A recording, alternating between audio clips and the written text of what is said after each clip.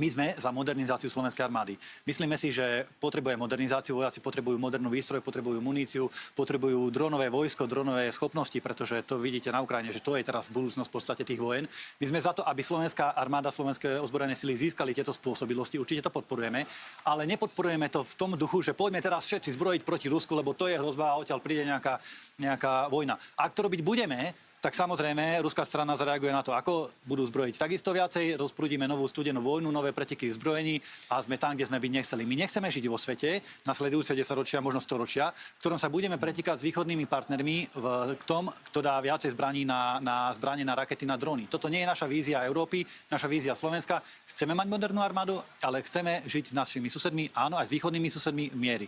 Veľmi krátka reakcia, vás poprosím, Ja a som ideme sa ďalej. chcela spýtať pána Uhríka, že pred kým sa máme chrániť a pred kým máme zvyšovať našu obranný schopnosť z vášho pohľadu, ak nie pred Napríklad Ruskom, pred nejakým zablúdeným ukrajinským dronom, aj to sa môže veľmi ľahko stať. Vidíte, že padajú kade po svete. Čiže Ukrajina je ten... Nehovorím, že nepriateľ, problém. ale hovorím, Dobre, že môže ďakujem, byť zablúdený nejaký dron aj odtiaľ a môže to byť. A keď bude Pán smerovať Uhrík, napríklad, keď bude prečo tie smerovať, drony počkajte, ukrajinské môžem. lietajú? Prečo lietajú Keď bude ukrajinské smerovať drony? taký dron napríklad. No, pani Karvášová, na vašu otázku sa dá odpovedať aj takto. Tie drony sem lietajú aj preto, že Európska únia dlhodobo podporuje Ukrajinu vojenskou pomocou. Podľa môjho názoru, keby to tak nebolo, z Ukrajiny by dnes lietali už len poštové holuby. A prečo Európska únia podporuje Ukrajinu? Určite nie preto, že by podporovala každý napadnutý štát, ako sa snažíte naznačiť.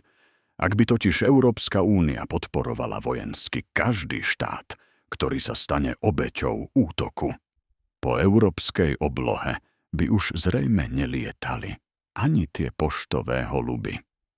A ak by predsa len lietali, museli by lietať so zatvorenými očami, aby sa nemuseli pozerať na túto absurditu.